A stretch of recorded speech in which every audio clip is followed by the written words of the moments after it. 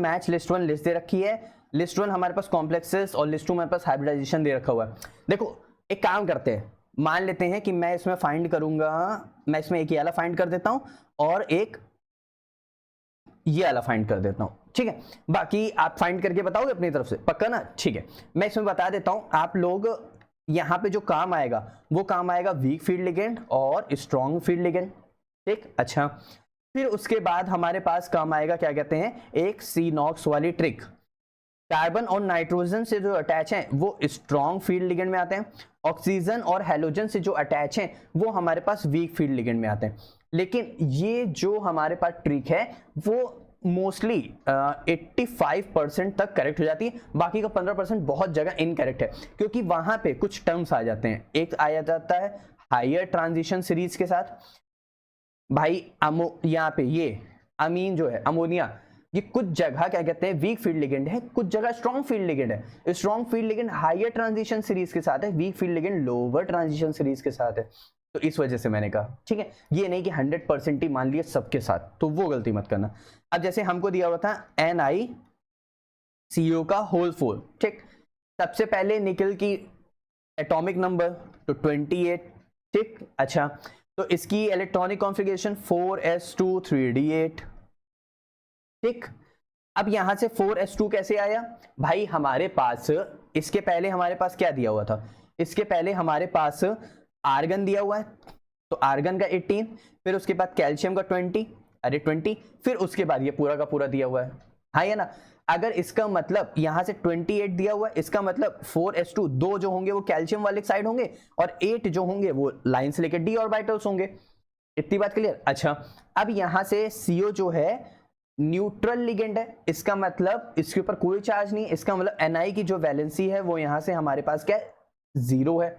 इसका मतलब यहाँ पे हमारे पास पहले d ऑर्बिटल, फिर हमारे पास s के ऑर्बिटल, फिर हमारे पास p के ऑर्बिटल, तो 1 2 d में कितने होते हैं 5, 1 2 3 4, ठीक। अच्छा, अब इलेक्ट्रॉन फिलअप करो, 8 फिलअप करो, 1 2 3 4 5 6 7 और 8, ऐसे ही फिलअप होगा। अरे तुम लाइन से फिलअप करना, मैंने जल्दी जल्दी कर दिया।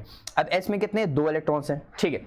अब CO लेकिन क्या है, ये एक स्ट्रॉन्ग फील्ड लिगेंड है, तो पेयरिंग करा देगा, पेयरिंग करा देगा, तो इसका मतलब ये इलेक्ट्रॉन यहां से उठ जाएंगे, ये इलेक्ट्रॉन यहां पे आ जाएंगे, s वाले दोनों इलेक्ट्रॉन यहां पे जंप कर जाएंगे, तो यानी पूरा का पूरा d भर चुका है, फुल्ली फिल्ड ऑर्बिटल हो गया। तो अब इसको चाहिए एक s का 3 p के, क्योंकि CO मेरे पास कितने हैं, CO मेरे पास 4 है, इसलिए तो एक s का 3 p का यानी sp3 इसका हाइब्रिडाइजेशन हो जाएगा।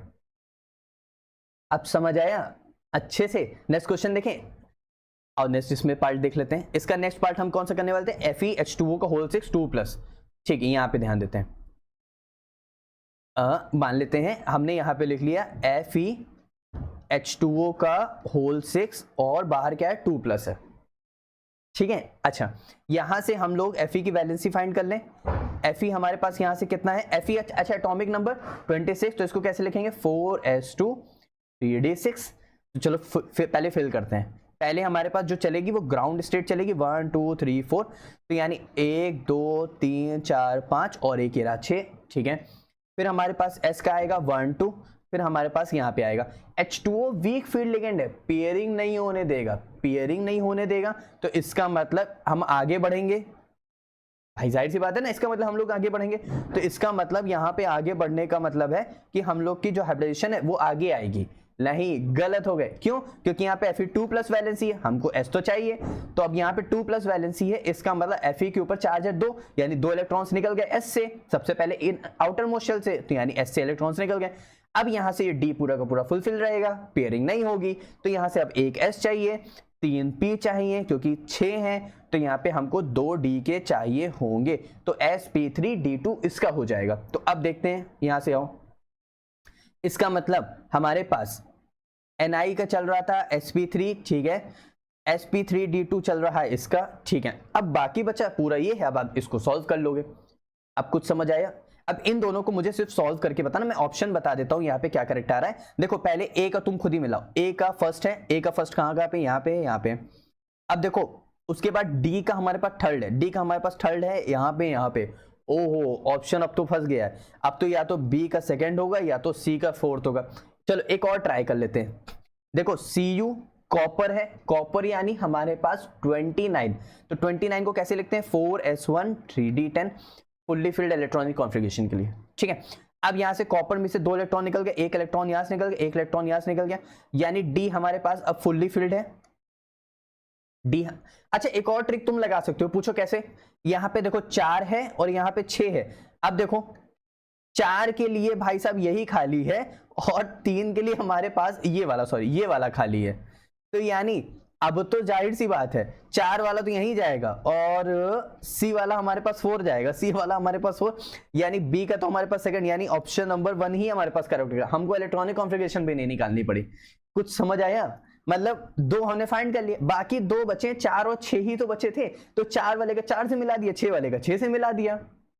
आपको समझ, तो यहीं से आंसर हो गया। चलो अब दोनों तुम लोग एक काम करना कि इसको ये निकाल के बताना कि कितनी हाइब्रिडेशन इसकी आ रही है, क्लियर।